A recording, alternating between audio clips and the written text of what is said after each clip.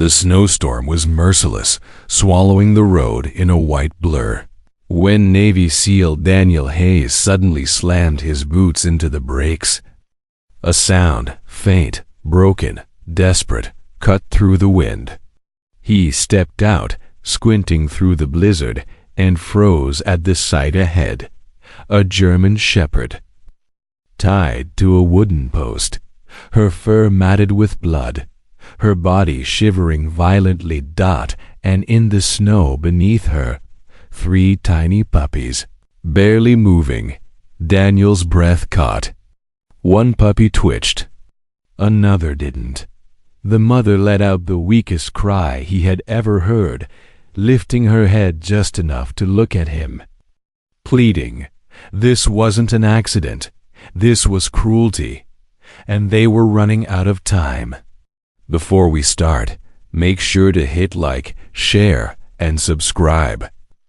And really, I'm curious, where are you watching from? Drop your country name in the comments. I love seeing how far our stories travel. The wind howled across the empty highway, pushing against Daniel's shoulders as he trudged through the snow.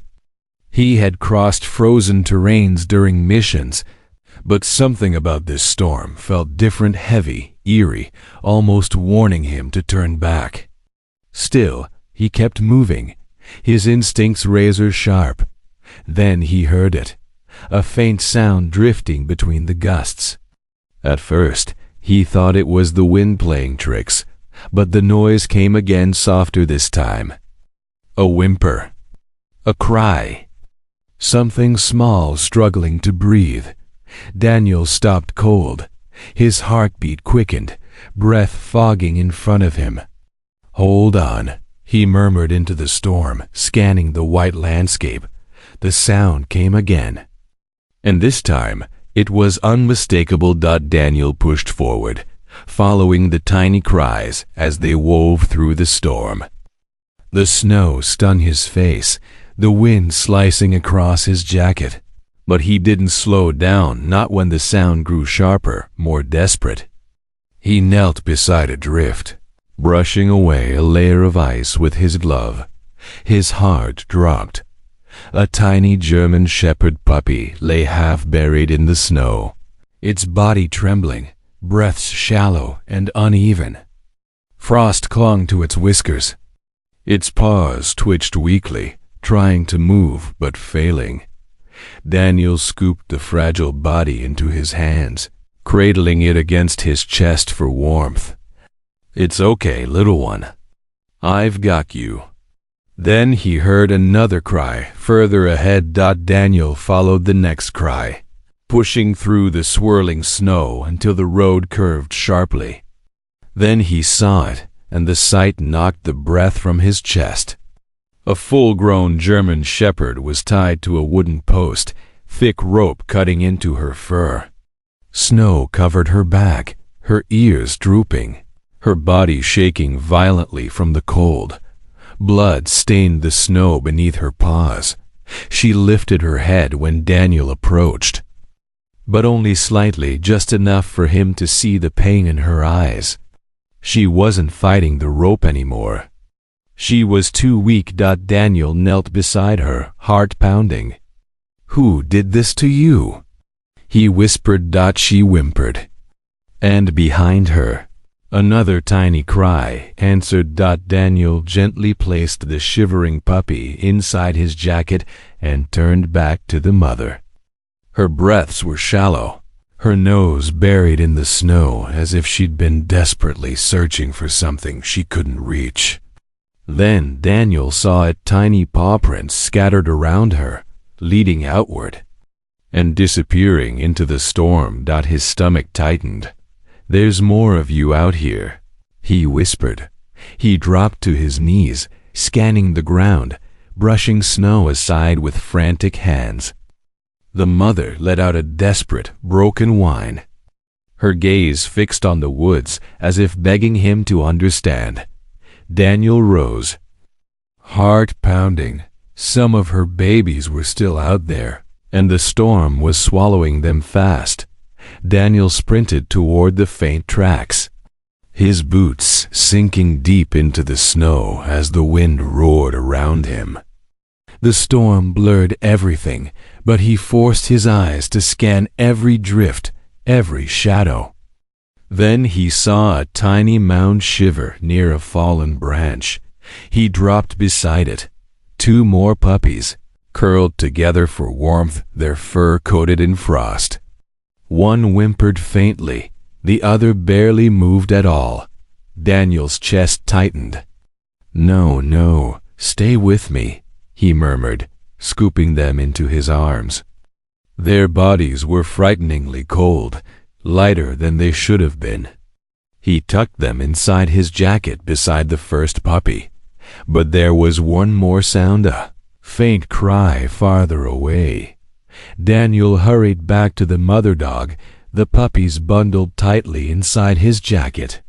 She lifted her head when she sensed him return, eyes filled with fear and hope.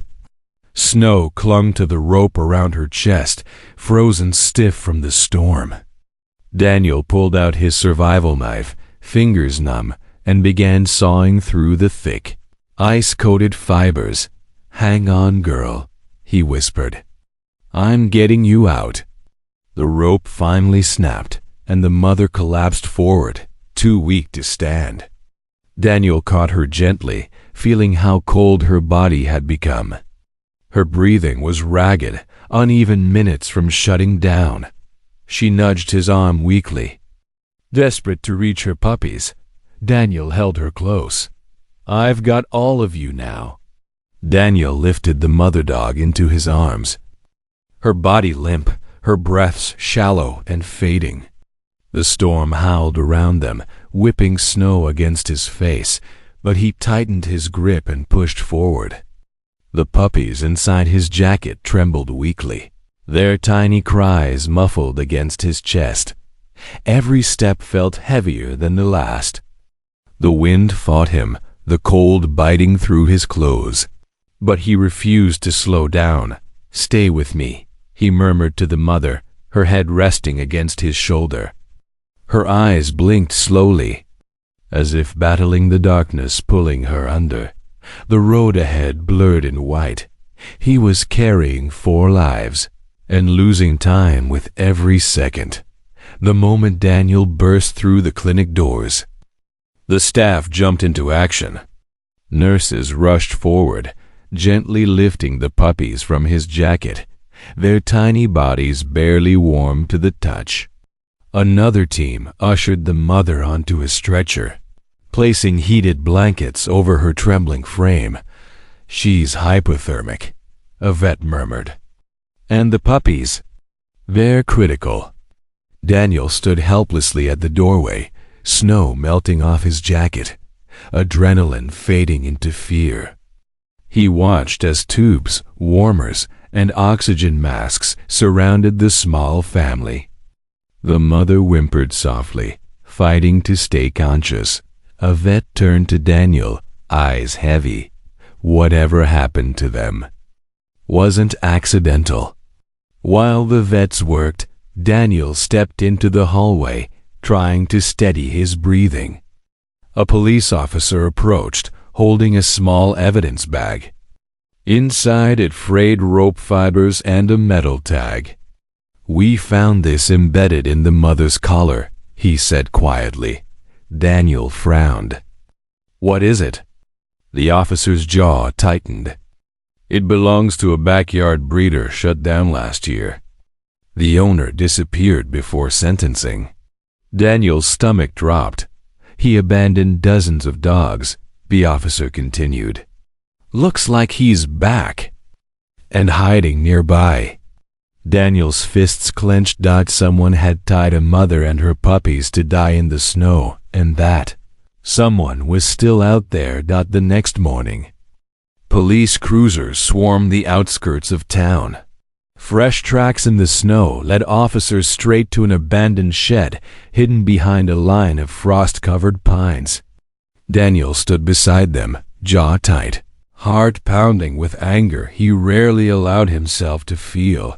Inside, Officers found cages, chains, and scattered bags of food, silent evidence of cruelty. And in the corner, huddled under a blanket, was the breeder himself. He tried to run.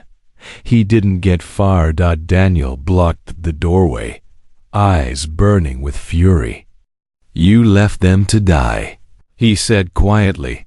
The man lowered his gaze as officers cuffed him. Justice had finally begun. 2 days later, Daniel stepped back into the clinic, heart pounding as he approached the recovery room. The mother dog lay on a warm bed, her eyes brighter now, her breathing stronger. When she saw him, her tail lifted weakly, thumping once against the blanket. Then the puppies appeared, 3 tiny bundles wobbling toward him, their fur fluffy and warm, no longer the icy shapes he carried through the storm. One stumbled into his boot and squeaked. Daniel knelt, emotion tightening his throat. "You made it," he whispered. The mother nudged his hand gratefully, pressing her head into his palm. The vet smiled softly. "They need a home." Daniel didn't hesitate. "They already have one with me."